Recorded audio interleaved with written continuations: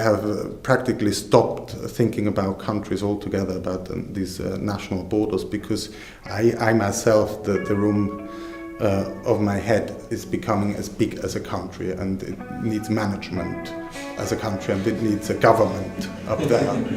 And I find when I come to other people, these loads of other countries, there's enough to deal with in society, and we could actually just get rid of the borders because we've already got them in ourselves.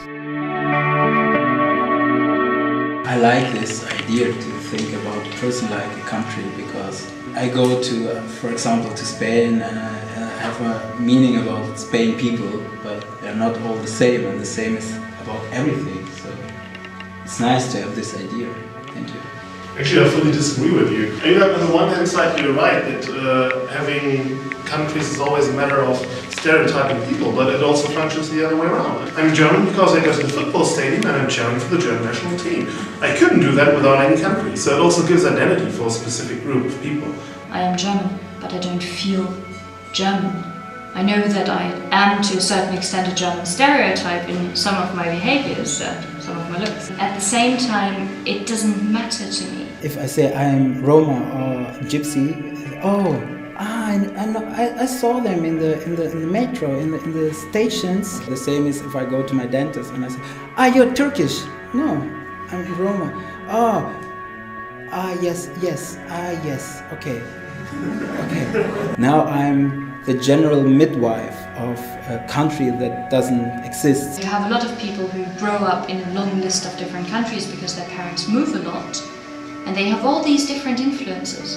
And you're not really quite sure what to make of them because they don't fulfill a specific stereotype. Country also means sort of a solidarity, so people feel that they are repaying taxes for somebody else who's maybe unemployed, will have some income. That sort of solidarity wouldn't exist if everybody would be his or her own country. Now, with social media, and other things, we've begun to understand, oh my God, these people in Africa and China, they're all human beings too, We're now at the time where solidarity isn't a national issue, or shouldn't be, but it's an international issue. It's, solidarity between us. The idea that the arguments about power and influence is really like, the Europeans and the North Americans, and we've got to work out what we're going to do about China, is absolutely not really the problem.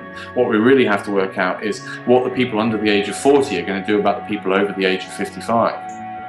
You're going to have younger people who are massively influenced by a completely different culture, by a digital culture, who are subject to the power of people who don't think like them at all, and who have got them into a lot of trouble economically. Seeing the corruption and the inability and effectiveness of the government, the Icelandic population went out into the streets. We threw out the government in a few months. The elections were announced, we had 8 weeks. We were able to organize and get 4 people elected into parliament. That would not have been possible unless we had these internet media, the blogs, the wiki. But then you have countries in Europe who would never ever do that because the people who are in charge, the people with power, have never heard of wikis. We have a wiki within sort of an intranet wiki, and there are guidelines on how to use social media.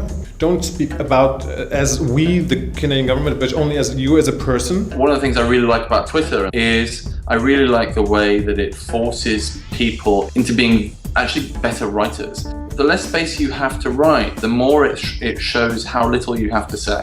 Government departments and lots of corporations usually don't have very much to say. But if the government says something, there are only a specific number of spokespersons who really speak about government policies. They're appointed, there's an institution behind it. There's of course traditional means of how they communicate. They have press releases and they carefully check every word in that press release. You can say nothing in 1,000 words very easily. It's actually quite difficult to say nothing in 10 words.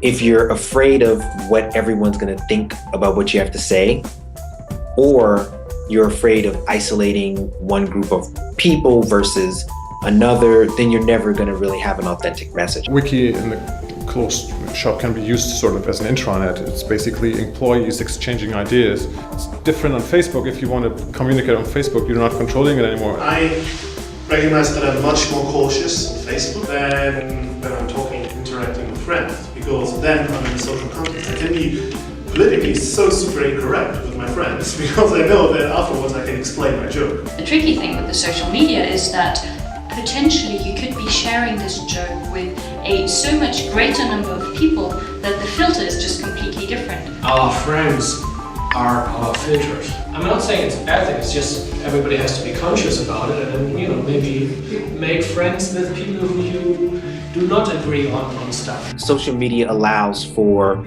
everyone to have a voice.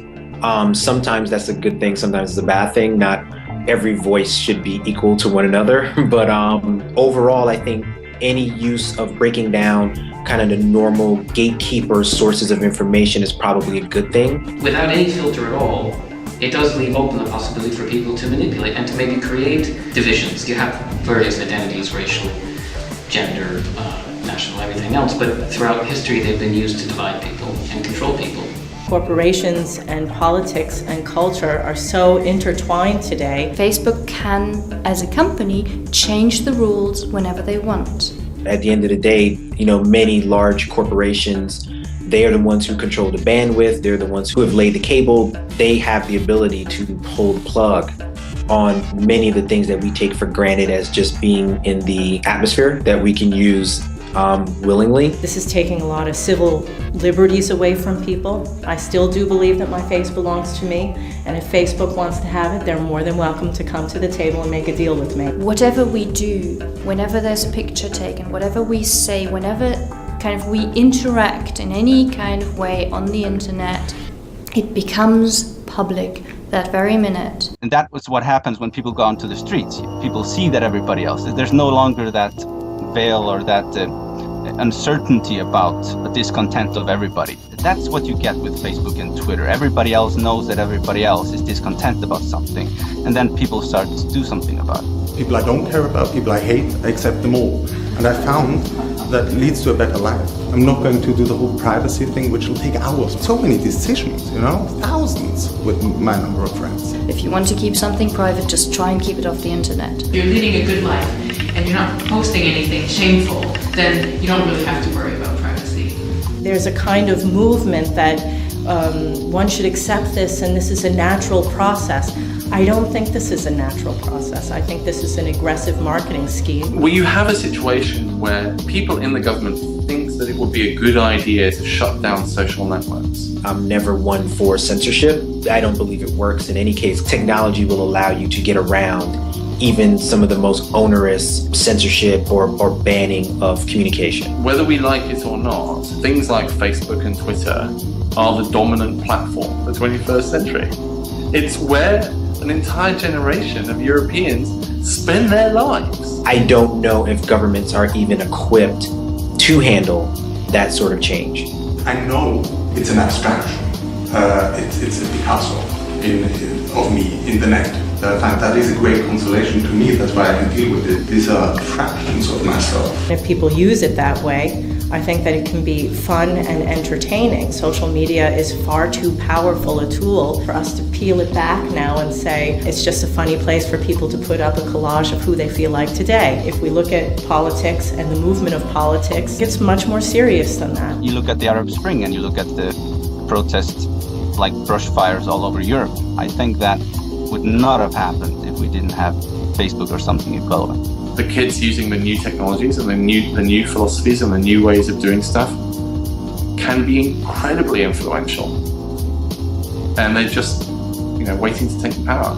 And I think that the more the people that are involved in that, I think that the better society we will have, more people influence, because everybody is involved in politics. And if they're not playing, they're just pawns.